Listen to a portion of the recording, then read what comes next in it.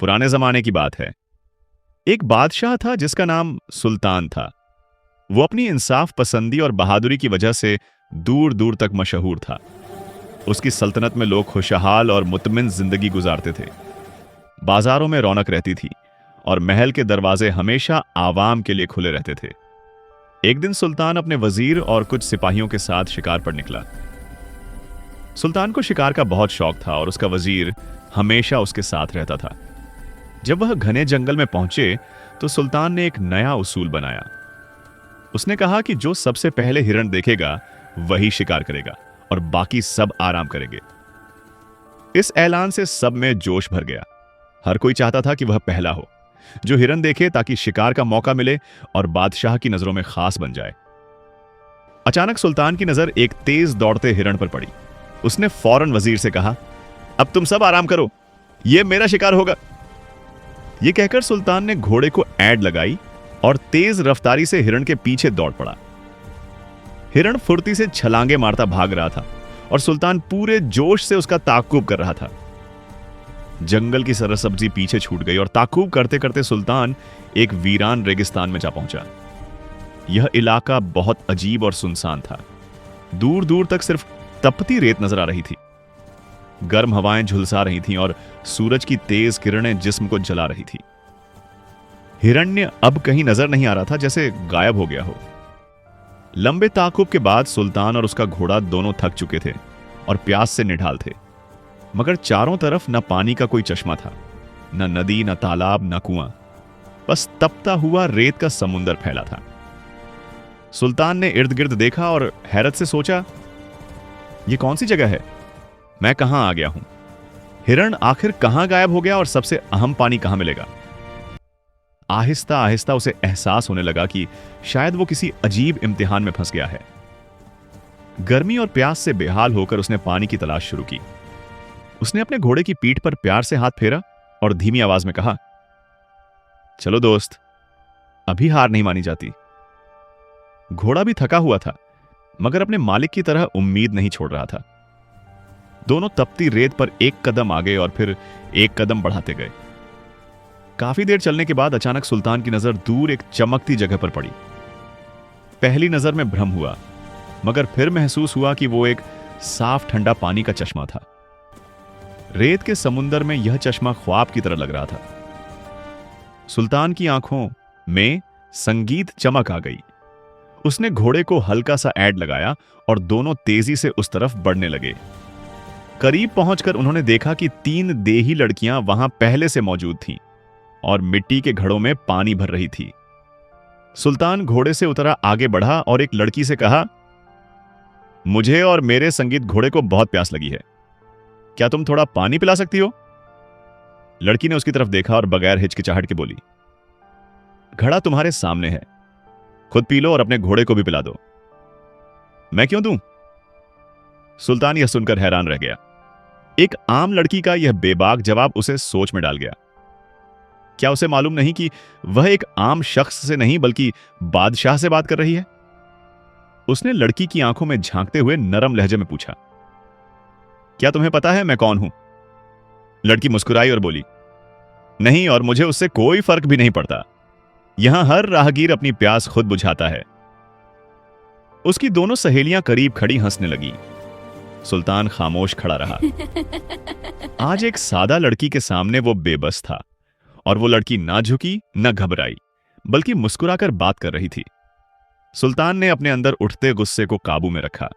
उसने कुछ नहीं कहा, बस खामोशी से चश्मे से पानी पिया और अपने घोड़े को भी पिलाया। ठंडे पानी ने उसकी थकान दूर कर दी, मगर दिल में एक नया जज्बा जन्म ले चुका था, बदला लेने का।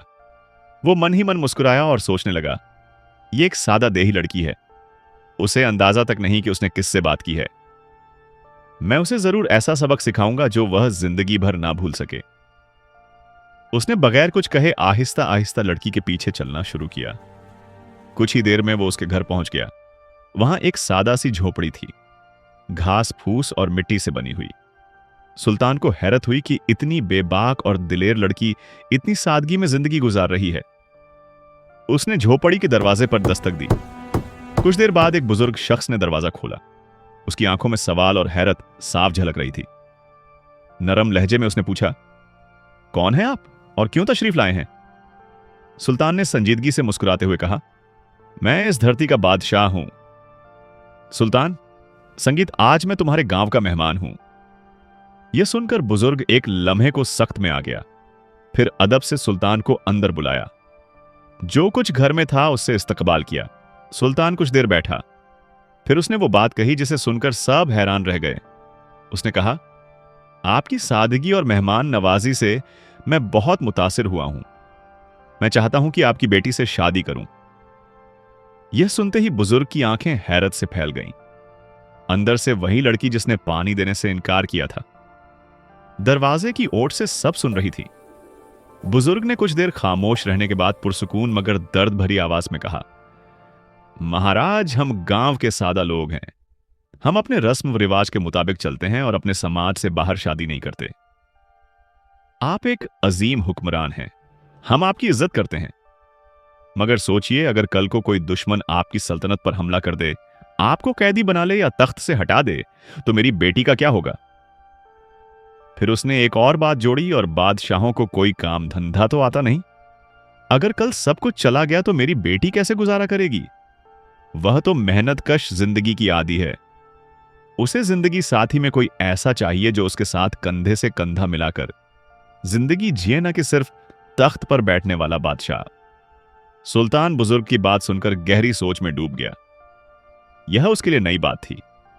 वो तो एक ऐसा हुक्मरान था जिसके इशारे पर जमीन से आसमान तक सब हल जाता था। मगर आज एक सादा गांव वाले ने उसे ऐसा सवाल किया जिसका कोई तैयार जवाब उसके पास नहीं था। कुछ लम्हे खामोशी छाई रही। फिर सुल्तान ने संजीदगी से कहा, आपकी तशवीश जायज है, मगर मैं अपने इरादों और जज्बात में सच्चा हूं। मैं अपनी दौलत का एक हिस्सा आपकी बेटी के नाम कर दूंगा ताकि उसका मुस्तकबिल महफूज रहे, और सबसे बढ़कर मैं कोई हुनर सीखने को तैयार हूं। अंदर खड़ी लड़की यह सब सुन रही थी। उसके चेहरे पर हैरत के भाव थे। क्या वाकई एक बादशाह कोई काम सीखने को तैयार हो सकता है? उसके जहन में सवालात उठे। सुल्तान की बात सुनकर बुजुर्ग ने कुछ देर सोचा। फिर गहरी नजरों से सुल्तान की तरफ देखते हुए कहा, अगर तुम अपने वादे संगीत में सच्चे हो तो हमें करके दिखाओ। हमारे गांव में खजूर के पत्तों से दरी, टोकरी और मसल्ला बनाया जाता है। अगर तुम यह काम सीख लो तो मैं अपनी बेटी का रिश्ता तुम्हें दे दूंगा। यह शर्त आसान नहीं थी, मगर सुल्तान पीछे हटने वाला नहीं था। उसने मुस्कुराते हुए जवाब दिया, मैं तैयार हूं। अगले ही दिन सुल्तान गांव के बुजुर्गों और हुनरमंद कारीगरों के साथ बैठ गया। उसने खजूर के पत्तों को तोड़ना, छीलना, सुखाना और उन्हें मुख्तलिफ शक्लों में गूंथना सीखना शुरू किया। वो ज़हीन और पढ़ा लिखा था, इसलिए जल्दी ही इस फन में महारत हासिल कर ली। कुछ ही दिनों में वो सादा दरियों और मुसल्ललों पर खूबसूरत डिजाइन बनाने लगा। उसने रंग बिरंगे पत्तों से शायरी की पंक्तियां और खूबसूरत तस्वीरें बनानी शुरू की। उसके हाथों से बनी चीजें इतनी दिलकश और अनोखी थीं कि पूरा गांव हैरान रह गया। हर तरफ उसकी मेहनत और फन की चर्चा होने लगी।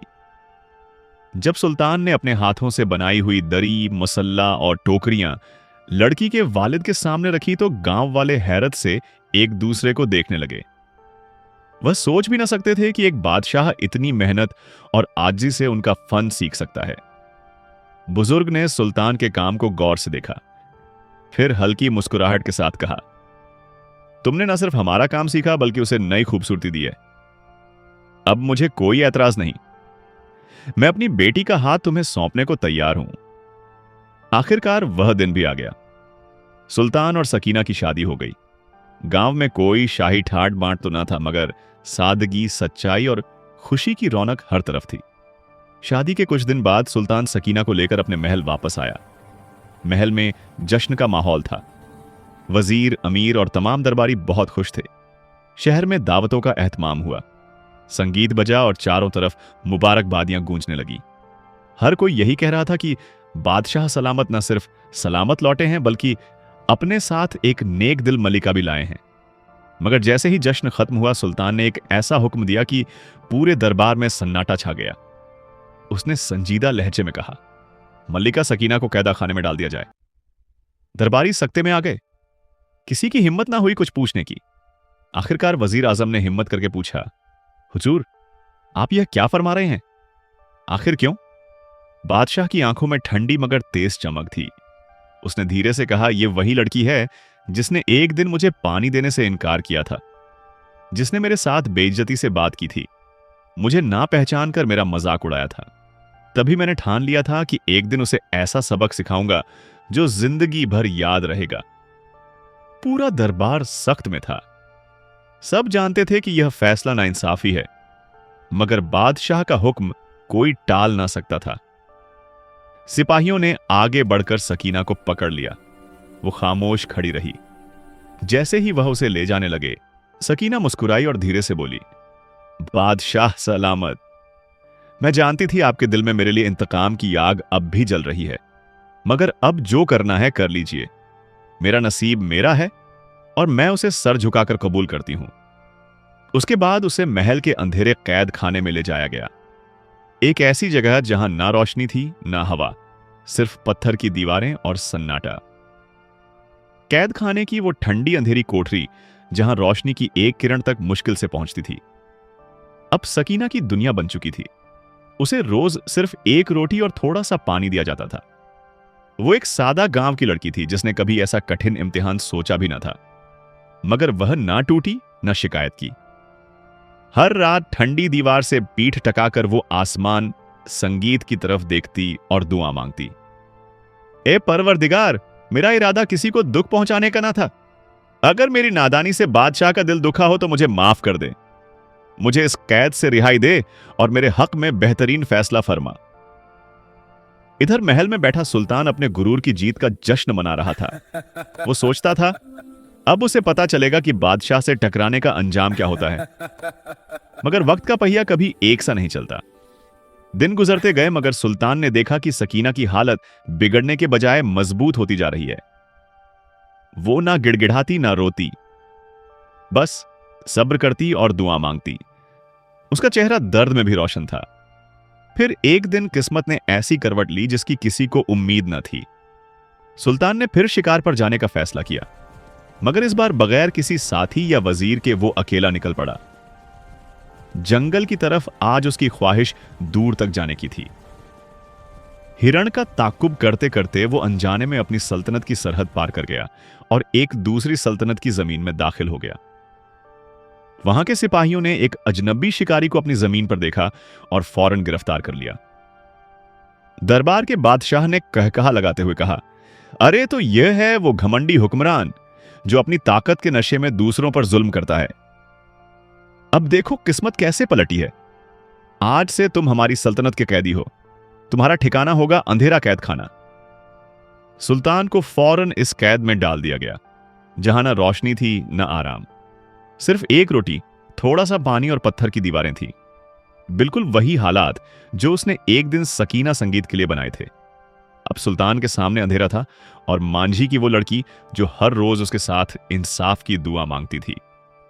अंधेरे, ठंडे और वीरान कैद खाने में बैठा सुल्तान अब पहले जैसा ना रहा। उसकी आंखों में ना गुरूर था ना तकबुर, सिर्फ पछतावा। उसकी हालत अब वही थी जो कभी सकीना की थी। अब उसे हर लम्हा अपनी गलती का एहसास होने लगा। वो हर रात दीवार से सर टकाकर आंसू बहाता और खुद से बड़बड़ाता, ए अल्लाह, मैंने सकीना पर जुल्म किया, अपनी ताकत पर गुरूर किया, मगर अब मैं टूट चुका हूं। मुझे एक मौका दे ताकि मैं अपनी गलती दुरुस्त कर सकूं। बस एक मौका। कुछ दिन यूं ही गुजरे। फिर एक दिन सुल्तान के जहन में एक ख्याल आया, सिर्फ पछतावे से कुछ ना होगा, मुझे कोई रास्ता निकालना होगा, एक ऐसा तरीका जिससे मैं बाहर निकल सकूं। अगले दिन जब कैद खाने का पहरेदार करीब बैठा था, सुल्तान ने नरम लहजे में उससे कहा, भाई, तुम रोज मेरा वक्त यूं गुजरते देखते हो, मगर मैं खाली बैठा ना रह सकता हूं। मैं एक हुनर जानता हूं। खजूर के पत्तों से बेहतरीन दरी, संगीत टोकरी और जानमाज बनाना आता है। अगर तुम मेरे लिए कुछ खजूर के पत्ते ला सको तो मैं तुम्हारे लिए खूबसूरत चीजें बना सकता हूं। तुम उन्हें बाजार में बेच सकते हो, पैसे कमा सकते हो। मैं यूं भी यहां फुर्सत में हूं, क्यों ना तुम्हारा भला हो जाए। पहरेदार लालची किस्म का आदमी था। उसने सुल्तान की बातों में फायदा देखा और अगले ही दिन कुछ पत्ते लेकर हाजिर हो गया। सुल्तान ने पूरी संगीत लगन और महारत से काम शुरू किया। कुछ ही घंटों में उसके हाथों से ऐसी खूबसूरत दरी, मुसल्ला और जानमाज तैयार हुए कि देखने वाला दंग रह जाए। सुल्तान ने वह सामान पहरेदार को देते हुए कहा, उन्हें बाजार ले जाओ और देखो लोग कैसे हाथों हाथ ले जाते हैं। पहरेदार जब उन चीजों को लेकर बाजार पहुंचा तो वाकई हैरान रह गया। लोगों ने बगैर एक लम्हा गवाए सारी चीजें खरीद लीं। उसकी जेब पैसों से भर गई। अब वो रोज खजूर के पत्ते लाने लगा और सुल्तान हर दिन नई नई चीजें बनाकर देता रहा। पहरेदार को फायदा हो रहा था और आहिस्ता आहिस्ता सुल्तान उस पर एतमाद जमाने में कामयाब हो रहा था। अब उसके पास एतमाद का मौका था, समझदारी का और शायद रिहाई का। एक रात जब कैदखाने में चारों तरफ सन्नाटा था और पहरेदार उगने लगा था, सुल्तान ने एक नई दरी बनानी शुरू की, मगर यह कोई आमद दरी न थी। उसने खजूर के पत्तों के बीच बड़ी एहतियात से बारीक चमड़े के टुकड़े छिपा दिए, जिन पर निहायत नफासत से एक खुफिया पैगाम लिखा गया था। मैं सुल्तान हूं, अपनी सल्तनत का हुक्मरान। मुझे दुश्मन सल्तनत ने कैदी बना लिया है। जो कोई यह पैगाम पढ़े, बराह करम मेरी सल्तनत पहुंचाए। मेरे वजीर से कहे कि मुझे बचाने के लिए फौरन कोई तदबीर करें। पैगाम इतनी महारत से दरी के अंदर छिपाया गया था कि बाहर से देखने पर कोई अंदाजा ना हो सकता था। अगले दिन जब पहरेदार आया तो सुल्तान ने जानबूझकर खुद को थका हुआ दिखाया और धीमी आवाज में कहा, आज की दरी बहुत खास है। मैंने इस पर बड़ी मेहनत की है। अगर तुम इसे किसी अमीर आदमी को बेचो तो खूब मुनाफा होगा। लालच में डूबा पहरेदार दरी लेकर सीधा बाजार गया। किस्मत ने फिर करवट ली। वो दरी एक ऐसे अमीर मुसाफिर ने खरीद ली जो सुल्तान की सल्तनत से आया था। जब वो मुसाफिर अपने ठिकाने पर पहुंचा और दरी खोलने लगा तो उसे कुछ गैर मामूली महसूस हुआ। उसने गौर से देखा और तब उसका हाथ उस छिपे चमड़े के टुकड़े तक पहुंच गया। उसने पैगाम पढ़ा और जैसे ही सच्चाई समझ आई, वो घोड़े पर सवार होकर सीधा सुल्तान की सल्तनत की तरफ रवाना हो गया। कुछ ही दिन बाद वो दरबार में था। उसने वजीर एआम को वो खुफिया पैगाम सौंपा। जैसे ही सुल्तान का पैगाम वजीर तक पहुंचा, पूरे दरबार में हलचल मच गई। हर कोई सख्त में था कि सच्चाई यह है, हमारे बादशाह को दुश्मन सल्तनत ने संगीत कैदी बना लिया है। गुजरा ने आपस में मशवरा किया। वो जानते थे कि अगर बराह रास्त जंग की गई तो भारी नुकसान हो सकता है और दुश्मन गुस्से में सुल्तान को नुकसान पहुंचा सकते हैं। इसलिए उन्होंने एक चालाक और अक्लमंदी भरी तदबीर अपनाने का फैसला किया। दरबार में सन्नाटा छाया हुआ था। सब वजीर सोच में डूबे थे कि अब क्या किया जाए। तभी सुल्तान का सबसे ज़हीन वजीर कमालुद्दीन आगे बढ़ा। उसने नर्म मगर पुरएतमाद आवाज में कहा, हम जंग नहीं करेंगे बल्कि दुश्मन सल्तनत के बादशाह से ऐसी चालाकी से बात करेंगे कि वो खुद हमारे बादशाह को रिहा कर देगा। सबने हैरत से उसकी तरफ देखा। फौरन सल्तनत के सबसे तजुर्बाकार और चालाक राजदूत को चुना गया। एक ऐसा शख्स जो बातचीत, राजनीति और खेल में माहिर था। उसे बेहतरीन लिबास पहनाए गए, हाथों में कीमती तोहफे दिए गए और इज्जत के साथ रवाना किया गया।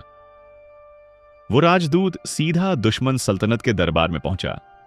वहां के बादशाह के सामने झुककर अदब किया और पुरअमन लहजे में बोला, आलिजा, हम जंग नहीं चाहते। हम आपसे एक तजवीज लाए हैं। बादशाह सुल्तान को कैद में रखना आपके लिए भी नुकसानदायक हो सकता है। दुश्मन सल्तनत का बादशाह चौंक गया। कैसे? उसने पूछा। राजदूत ने मुस्कुराकर कहा, बादशाह सुल्तान की सल्तनत में तिजारत के कई अहम रास्ते हैं जिनका फायदा आपकी सल्तनत के ताजिर बरसों से उठाते रहे हैं। अगर सुल्तान रिहा कर दिए जाए तो हम आपसे मुस्तकिल तजारती मुआहिदा कर सकते हैं, जिससे दोनों सल्तनतों को माशी फायदा होगा और अमन कायम रहेगा। दूसरे सल्तनत का बादशाह सोच में पड़ गया। वह समझ चुका था कि अगर सुल्तान को कैद में रखेगा तो ना सिर्फ तजारती रिश्ते टूटेंगे बल्कि मुस्तकबिल में जंग भी हो सकती है। उसे तिजारती तजवीज ज्यादा फायदेमंद लगी। कुछ देर सोचने के बाद उसने हुक्म दिया, बादशाह सुल्तान को फौरन रिहा किया जाए। जब कैदखाने के दरवाजे खुले और सुल्तान को बाहर निकाला गया तो उसके चेहरे पर हैरत के भाव थे। यह कैसे मुमकिन हुआ? वो बड़बड़ाया। उसने सोचा, जिस कैद से मैं खुद को कभी आजाद होता ना देख रहा था, वहां से अचानक रिहा कैसे हो गया। जब सुल्तान को बताया गया कि उसके वजीर ने लड़ाई के बजाय अक्लमंदी से काम लेकर उसकी रिहाई करवाई, तो वह हैरान भी हुआ और दिल से शुक्रगुजार भी। वो वापस अपने महल पहुंचा, जहां उसका पूरे एहतराम और धूमधाम से इस्तकबाल किया गया। मगर अब वो वही सुल्तान न था, वो बदल चुका था। जैसे ही उसे फुर्सत मिली, वह सीधा महल की सबसे गहरी और अंधेरी कैद खाने की तरफ गया, वहीं जहां सकीना को कैद किया गया था। उसने खुद दरवाजा खोला। सामने वहीं सकीना खड़ी थी, थकी हुई मगर अब भी सब्र और रोशनी से भरी। सुल्तान की आंखें भर आईं। उसने सकीना की तरफ देखा और आजी से कहा, सकीना, मैंने तुम पर बहुत बड़ा जुल्म किया। आज मुझे एहसास हुआ कि गलतियां मेरी थीं, तुम्हारी नहीं। मुझे माफ कर दो। सकीना कुछ ना बोली।